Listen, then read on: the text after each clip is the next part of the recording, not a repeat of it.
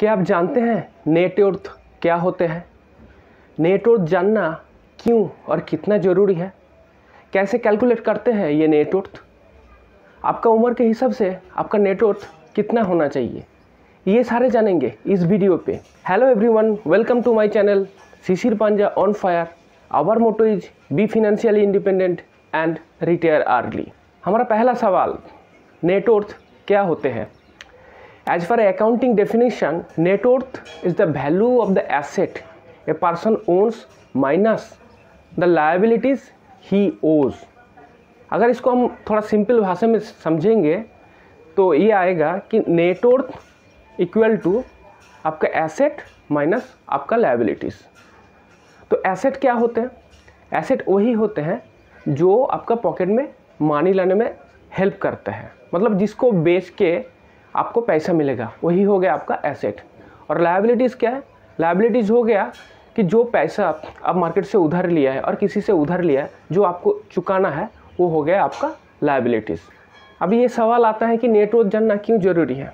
जैसे एक आदमी को बाहर से देख के आपको हेल्दी लग सकता है, लेकिन ऐसे नहीं भी हो सकता कि वो हेल्दी है। ये हेल्दी है कि नहीं है, ये जानने के लिए क्या करना पड़ेगा? ये जानने के लिए उनका मेडिकल चेकअप करना पड़ेगा, उनका टेस्ट करना पड़ेगा।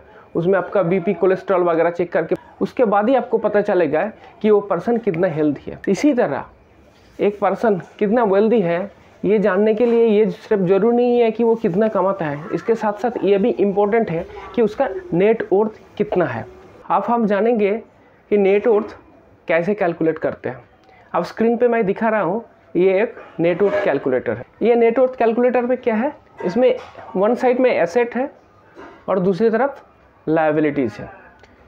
अभी ये एसेट डिफरेंट टाइप का कैटेगरी का हो सकता है, तो इसीलिए जो पहला कैटेगरी है ये हो गया प्रॉपर्टीज़। ये प्रॉपर्टीज़ में क्या आता है?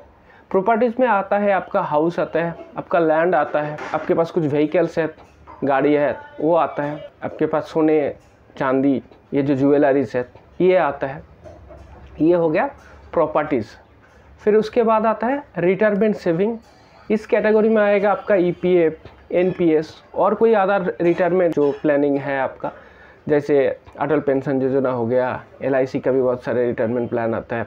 ये सारे आ जाएगा आपका रिटायरमेंट सेविंग में। फिर नेक्स्ट जो कैटेगरी है वो इन्वेस्टमेंट कैटेगरी। इन्वेस्टमेंट कैटेगरी में आएगा फिक्स डिपॉजिट, पोस्ट ऑफिस में अगर कुछ इन्वेस्ट किया तो वो, पीपीएफ, एनएससी, फिर स्टॉक्स में इन्वेस्ट किए अपने शेयर्स में, म्यूचुअल फंड, फिर कंपनीज़ का बॉन्ड्स एंड सीडीज़, ये सारे आ जाएगा आपका investment category. Life insurance category, अगर लाइफ इंश्योरेंस में आपने पार्टिसिपेटिव प्लान में इन्वेस्ट किया है तो वो इसमें आएगा। उसका जो सम एश्योर्ड वैल्यू है वो अपना हिसाब में ये रखेंगे। इसमें एक चीज़ मैं बताता हूँ कि अगर ये जो LIC में आपने इन्वेस्ट किए हो, अगर उसका जो टेन्योर है उस टेन्योर का टोटल आधा से ज़्यादा आपने ऑलरेडी पेमेंट कर चुके हो तभी उसका सम एश्योर्ड पकड़ना। फॉर एग्जांपल में अगर किसी 10 साल का LIC है तो उसमें एटलीस्ट अगर 6 साल का प्रीमियम आपने दे दिया तो वो आप उस हिसाब से रखिए। अगर उससे कम है, 1-2 साल ही लिए हैं, तो जितना प्रीमियम दिए हैं सिर्फ उसी को आप हिसाब में रखिएगा। और उसके बाद आपका कैश कितना है घर में, बैंक का सेविंग अकाउंट में कितना है। तो ये जो टोटल सारे हो गया मिला के, प्रॉपर्टीज़ हो गया, रिटायरमेंट सेविंग हो गया, इन्वेस्टमेंट हो गया, LIC हो गया और कैश ऑन इक्विवेलेंट है, ये सारे मिला के जितना आ रहा है ये टोटल आ जाएगा आपका एसेट। अब आता है लायबिलिटी साइड में। लायबिलिटी साइड में क्या है? पहला आएगा आपका हाउस लोन। अगर आपने जो अपना घर वो लोन से खरीदा है तो जो जितना हाउस लोन आपने लिए हैं अब कितना उसका रीपेमेंट करना बाकी है तो वो आपका आएगा। कार अगर आपने लोन में लिया है तो अब जितना लोन और बाकी है वो आएगा इसमें। फिर अगर कुछ पर्सनल लोन लिए हैं तो ये पर्सनल लोन में आ जाएगा। अगर आपने स्टूडेंट लोन लिए हैं हायर स्टडी करने के लिए तो अभी स्टूडेंट लोन जितना आपका बाकी है, जितना स्टूडेंट लोन आपको और पेमेंट करना है वो इसमें आ जाएगा। फिर उसके बाद आ जाएगा आपका क्रेडिट कार्ड का बिल, तो वो आ जाएगा। अब हम एक पर्सन, सपोज उनका नेम है मिस्टर रोहित, उनका नेट वर्थ क्या है वो हम कैलकुलेट करेंगे। ये कैलकुलेटर में क्या आ रहा है, एसेट साइड में पहले जो प्रॉपर्टीज़ है, रोहित के नाम पे जो घर है उस घर का वैल्यू है 25 लाख। फिर उनका जो लैंड है उसका वैल्यू है 5 लाख। उसने जो अपना गाड़ी खरीदा है ऑल्टो, उनका भी रीसेल वैल्यू है 3 लाख। उनके पास जो ज्वेलरी है उनका वैल्यू हो गया 5 लाख। तो ये हो गया प्रॉपर्टीज़। फिर उसके बाद हम देखेंगे कि इनका रिटायरमेंट सेविंग है जो है इसका कितना वैल्यू है। ईपीएफ में इन्होंने जो कंट्रीब्यूट किया है उनका एज ऑन डेट जो वैल्यू है वो है 3 लाख। एनपीएस में भी इन्होंने कंट्रीब्यूट करते हैं तो उनका भी जो लेटेस्ट वैल्यू है वो 2 लाख है, और कोई रिटायरमेंट प्लान इनके पास नहीं है। तो ये हो गया टोटल इनका रिटायरमेंट सेविंग। फिर इनके बाद आते हैं इन्वेस्टमेंट में। इन्वेस्टमेंट में इनका एफडी में 1 लाख रुपया है। पोस्ट ऑफिस में उनका कोई पैसा जमा नहीं है, लेकिन उनका एक पीपीएफ है अकाउंट, उनका जो वैल्यू है मतलब उनका जो अभी तक जो इन्होंने कंट्रीब्यूट किया है उनका प्रेजेंट वैल्यू है 2 लाख। स्टॉक्स में इन्होंने कोई निवेश नहीं किए हैं, एनएससी इन्होंने नहीं खरीदे हैं। फिर म्यूचुअल फंड में इन्होंने इन्वेस्ट किया है। इनका टोटल जो एज ऑन डेट इनका जो एनएवी है टोटल म्यूचुअल फंड का वो है 5 लाख। फिर एक कैटेगरी आता है लाइफ इंश्योरेंस, जो इंश्योरेंस में पार्टिसिपेटिव प्लान है उन्होंने जो इन्वेस्ट किया है उनका जो साम एश्योर्ड वैल्यू है वो है 5 लाख। हाथों में अभी 10,000 रुपये हैं और बैंक का सेविंग अकाउंट में 20,000 रुपये। अभी ये सारे जो कैटेगरीज़ हैं इसको अगर हम कैलकुलेट करते हैं, टोटल कैलकुलेट करते हैं तो उसको आता है 56,30,000। मतलब टोटल एसेट मिस्टर रोहित का टोटल एसेट हो गया 56,30,000। अब हम देखेंगे मिस्टर रोहित का टोटल लायबिलिटीज़ कितने हैं। इन्होंने जो घर खरीदे थे ये हाउसिंग लोन से खरीदे थे, अभी भी उनको जितना अमाउंट पे करना है उसका वैल्यू है 20 लाख। फिर जो कार इन्होंने चलाते हैं ये कार भी इन्होंने लोन से खरीदे थे, अभी भी उनको 6 लाख उनको लोन को पे करना है, उनका कोई पर्सनल लोन नहीं है। फिर उन्होंने जब MBA किए थे उसके लिए स्टूडेंट लोन लिए थे तो उनको भी अभी ये स्टूडेंट लोन जो पे करना है अभी भी उनका वैल्यू जो है 10 लाख है। इनका जो क्रेडिट कार्ड का इस महीने का जो बिल आया है उसका अमाउंट है 10,000। तो अगर हम टोटल लायबिलिटीज़ इनका देखेंगे तो वो आ जाएगा 27,10,000। तो इनका नेट वर्थ कितना है?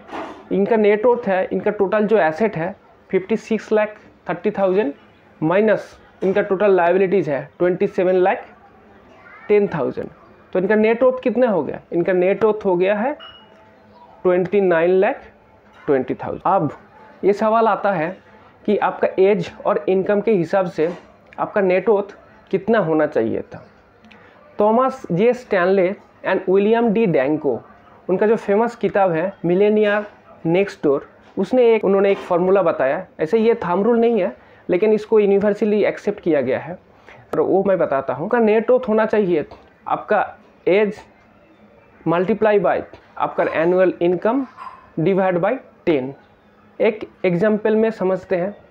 सपोज़ आपका एज है 40 ईयर्स और आपका एनुअल इनकम है 10 लाख, तो आपका नेट वर्थ होना चाहिए 40 × 10 divide by 10, that means 40 lakh. आपका उम्र जब 50 साल होगा, हो सकता है उस टाइम आपका एनुअल इनकम है 15 लाख, तो उस हिसाब से आपका नेट वर्थ होना चाहिए 15 lakh × 50 divide by 10, that means 75 lakh. Management Guru Peter ड्राकर ने कहा था कि if you cannot measure it you cannot manage it. इसका मतलब है कि अगर आप किसी को नाप नहीं सकते हो वो आप मैनेज नहीं कर सकते हो।